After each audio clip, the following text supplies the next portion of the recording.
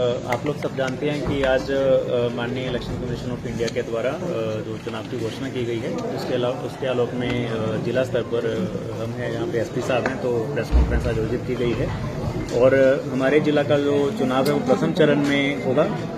जैसा कि आप लोग जानते हैं 2 चरणों में ये राज्य के जो चुनाव होने हैं, तो बेगूसराय जिला का प्रथम चरण में होगा।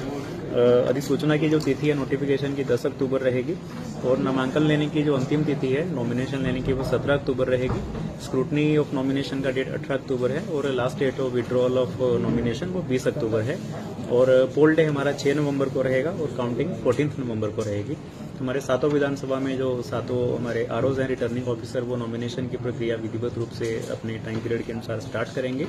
और चुनाव को देखते हुए, कंडक्ट ऑफ इलेक्शन को देखते हुए जितने भी प्रकार के हमारे जो सेल्स थे, कोषांग थे, वो सारे एक्टिव हो गए हैं और जितने भी फैसिलिटीज थी, सुविधाएं थी, उसके लिए भी तैयारी की जा रही है।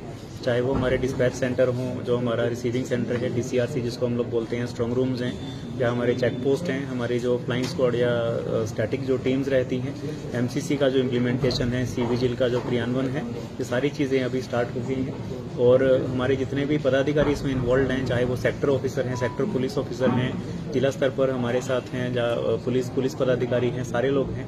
और हमारे जो विधानसभा स्तर पे जितने भी आरओस की टीम है, वो सारे लोग अभी एक्टिव हैं और जितने भी इलेक्शन कमीशन की गाइडलाइंस के अनुसार ये पूरा चुनाव शांतिपूर्वक रूप से संपन्न कराया। देखिए, एकदम पूरी तैयारी है हम लोगों के लिए। हम लोगों को अभी प्री पोल के लिए 15 कंपनी सीएपीएफ की मिली हैं और सीएपीएफ भी सब जगह पर हम लोगों ने अभी जहाँ पर उनको रुकवाना था रुकवा दिया गया है।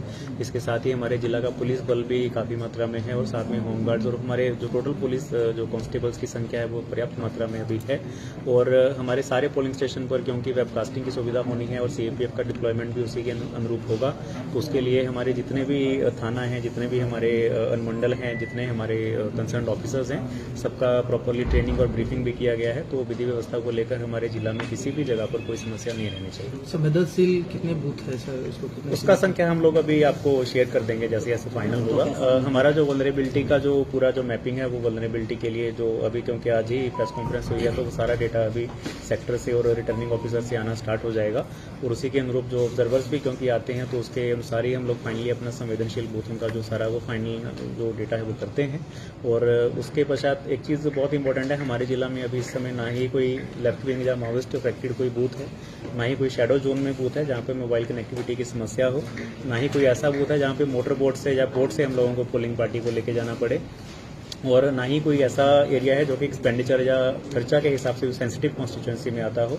तो इस प्रकार से कोई एबनॉर्मल हमारे जिला में कोई इशू नहीं है और हम लोगों को उम्मीद है कि हमारे जिला में 7 विधानसभा में हमारे सारे 2537 पोलिंग स्टेशन पर बहुत ही शांतिपूर्वक रूप से, स्वच्छ रूप से जो पूरा निर्वाचन है वो करवाया जाए। तो क्या अभी मतदान अभी क्योंकि जो लास्ट डे ऑफ नॉमिनेशन से 10 दिन पहले तक फॉर्म ले सकते हैं, तो लास्ट डे ऑफ नॉमिनेशन 17 अक्टूबर है, तो लॉजिकली कल तक हम लोगों का जो फॉर्म है 6, 7, 8 है जो वो हम लोग ले सकते हैं।